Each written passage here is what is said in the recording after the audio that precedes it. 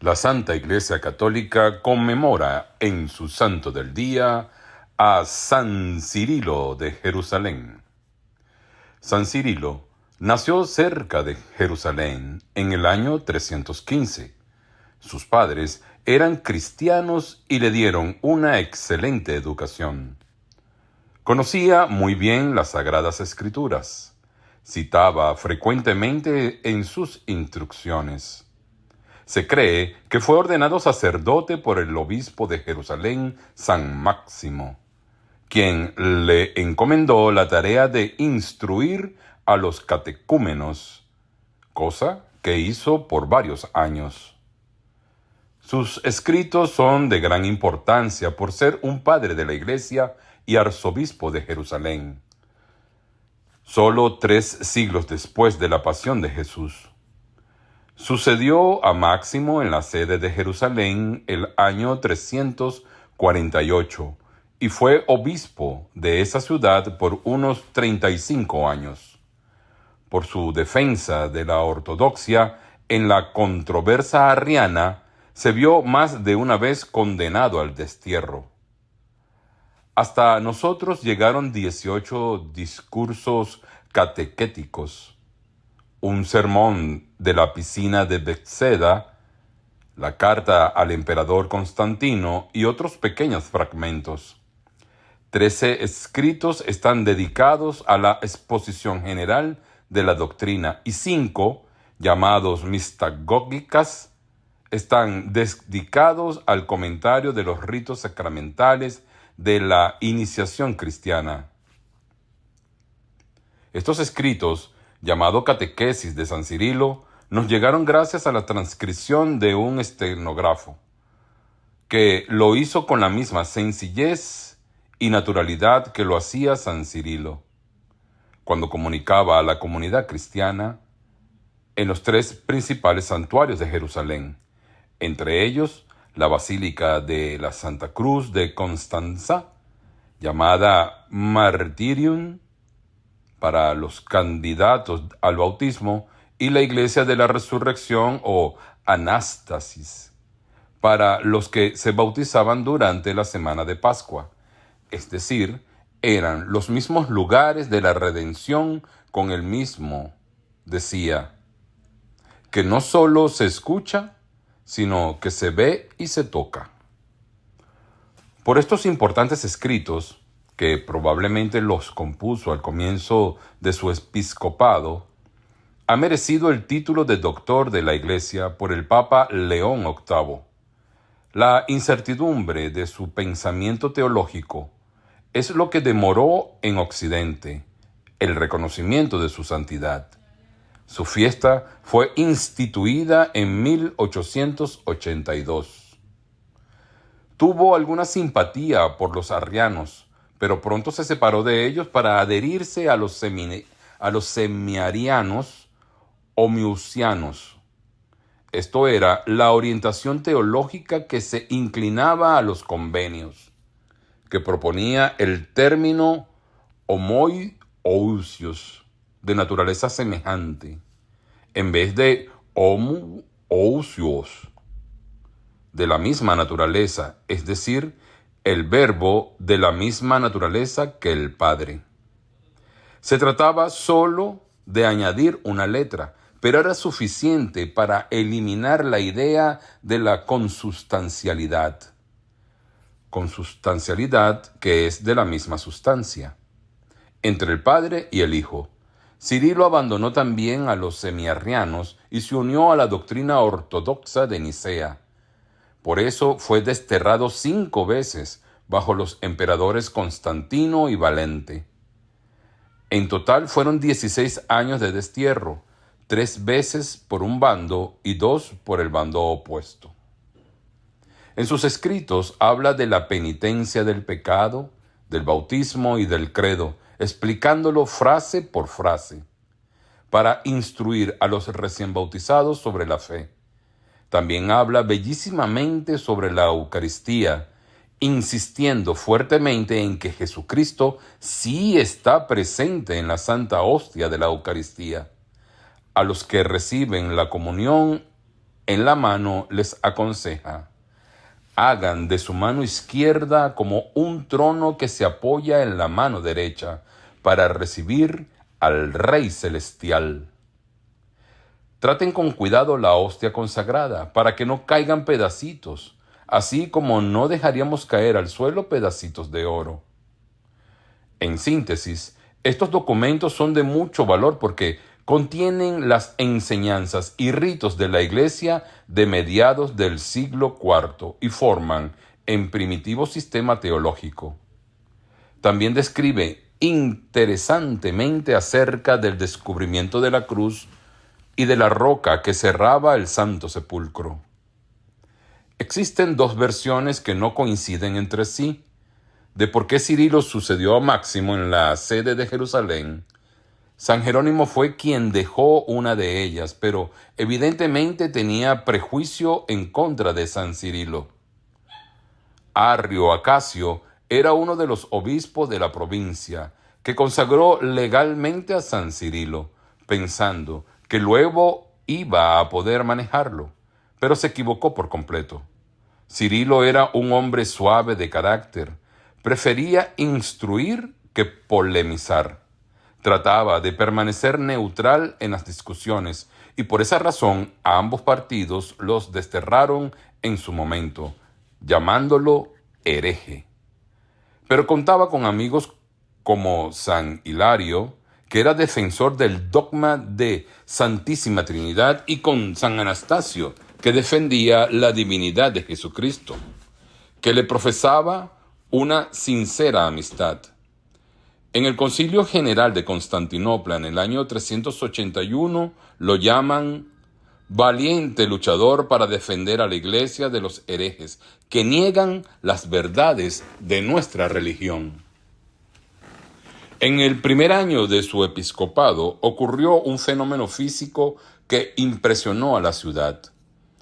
Envió noticia de lo sucedido al emperador Constantino, en una carta que aún existe y que se ha puesto en duda su autenticidad, aunque el estilo sin duda es suyo. La carta dice: en las nonas de mayo, hacia la hora tercera, apareció en los cielos una gran cruz iluminada, encima del Gólgota, que llegaba hasta la sagrada montaña de los Olivos. Fue vista no por una o dos personas, sino evidente y claramente por toda la ciudad. Esto no fue, como podría creerse, una fantasía ni apariencia momentánea, pues permaneció por varias horas visible a nuestros ojos, y más brillante que el sol. La ciudad entera se llenó de temor y regocijo a la vez ante tal portento y corrieron inmediatamente a la iglesia alabando a Cristo Jesús, único Hijo de Dios. Enseguida que Cirilo tomara posesión, comenzaron las discusiones entre él y Acacio, no solo por problemas de sus respectivas sedes, sino también sobre asuntos de fe, porque Acacio, en ese entonces, estaba envuelto en la herejía arriana. Acacio, como metropolitano de Cesarea, exigía la jurisdicción de Cirilo, que mantuvo la prioridad de su sede como si tuviera un trono apostólico. Acacio recordaba un canon del Concilio de Nicea que dice: ya que por la costumbre o antigua tradición, el obispo de Ahalía, Jerusalén, debe recibir honores, dejemos al metropolitano de Cesarea, en su propia dignidad, mantener el segundo lugar. La pelea se hizo abierta y Acacio convocó un concilio de obispos partidarios suyos, al que citaron a Cirilo, pero no se presentó. Se le acusó de contumacia, porfía, obstinación en el error, y de haber vendido propiedades de la iglesia para ayudar a los necesitados. Lo último sí lo hizo, como anteriormente lo habían hecho muchos prelados, entre ellos San Ambrosio y San Agustín, y fueron comprendidos. El fraudulento concilio condenó a Cirilo y fue desterrado de Jerusalén. se fue para Tarso, lo recibió Silvanus, un obispo semiarriano, y esperó allí la apelación que había hecho al Tribunal Superior. 2 años después, ante el concilio de Seleucia, llegó su apelación. Este concilio estaba integrado por semiarrianos, arrianos y muy pocos miembros del partido ortodoxo, todos de Egipto. Cirilo se sentó entre los semiarrianos que lo ayudaron durante su exilio. Acasio se fue de la reunión, objetando violentamente la presencia de Cirilo, pero regresó pronto para participar de los debates posteriores. El partido de Acasio fue depuesto por tener minoría y el de Cirilo fue reivindicado. Acasio se fue a Constantinopla a tratar de convencer a Constantino a que reuniera otro concilio.